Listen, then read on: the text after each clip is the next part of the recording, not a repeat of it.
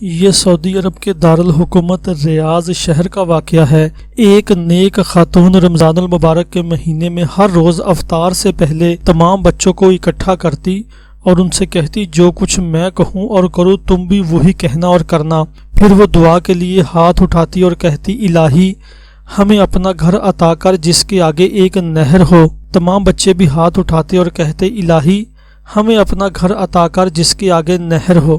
اس خاتون کا شوہر ہنستا اور کہتا اپنے گھر کی بات تو سمجھ میں آتی ہے لیکن یہ گھر کے آگے نہر ہونے کا کیا مطلب؟ اس صحرائی علاقے میں نہر کہاں سے آئے گی؟ بیوی اسے جواب دیتی کہ آپ کو اس سے کیا غرض، یہ ہمارا اور اللہ تعالیٰ کا معاملہ ہے، آپ بیچ میں مت آئیں۔ وہ تو کہتا ہے مجھ سے مانگو میں عطا کروں گا، ہم تو جو جی میں آئے گا مانگیں گے اور بار بار مانگیں گے۔ غرض وہ ہر روز اسی طرح بچوں کو اکٹھا کرتی، خود بھی دعا کرتی اور ان سے بھی کرواتی۔ رمضان المبارک بیت گیا۔ ایک دن اس خاتون کے شوہر نے ہنس کر کہا اب بتاؤ کہاں ہے تمہارا اپنا گھر اور کہاں ہے وہ نہر؟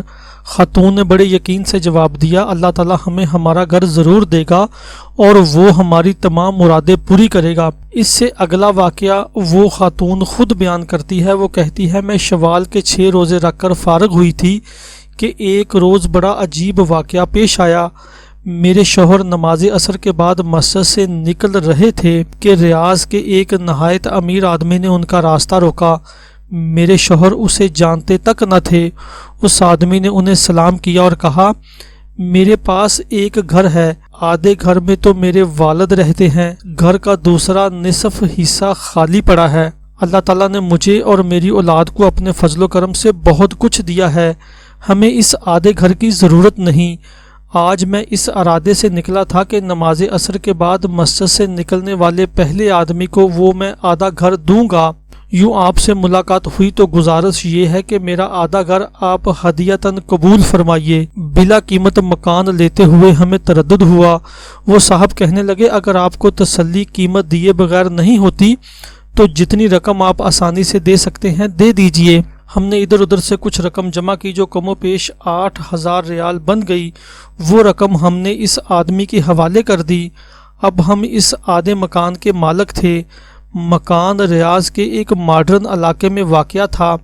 سچ ہے کہ جو آدمی سچے دل سے اللہ تعالیٰ کو پکارتا ہے اللہ تعالیٰ اس کی پکار ضرور سنتا ہے، لیکن ایک بات نے مجھے پریشان کر رکھا تھا۔ میں نے اللہ تعالیٰ سے جو گھر مانگا تھا اس کے آگے تو نہر ہونی تھی، مکان تو مل گیا پر اس کے آگے نہر نہیں تھی۔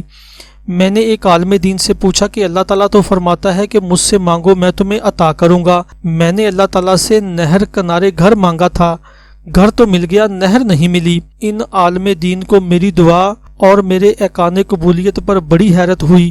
انہوں نے دریافت کیا اس وقت آپ کے گھر کے سامنے کیا ہے؟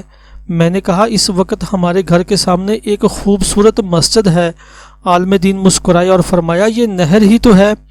حدیث میں آیا ہے کہ رسول اللہ صلی اللہ علیہ وسلم نے ایک دفعہ صحابہ کرام سے فرمایا آدمی کا گھر نہر کنارے ہو اور وہ اس میں روزانہ 5 بار غسل کرے تو کیا اس کے بدن پر میل کچیل باقی رہے گا؟ صحابہ کرام نے جواب دیا نہیں یا رسول اللہ، اس کے بدن پر میل کچیل باقی نہیں رہے گا۔ فرمایا یہی حال 5 نمازوں کا ہے، ان کے ذریعے اللہ تعالیٰ گناہوں کو مٹا ڈالتا ہے۔ ویڈیو اچھی لگے تو چینل کو سبسکرائب کریں تاکہ مزید اچھی ویڈیوز بنانے کے لیے ہمیں حوصلہ افزائی ملتی رہے۔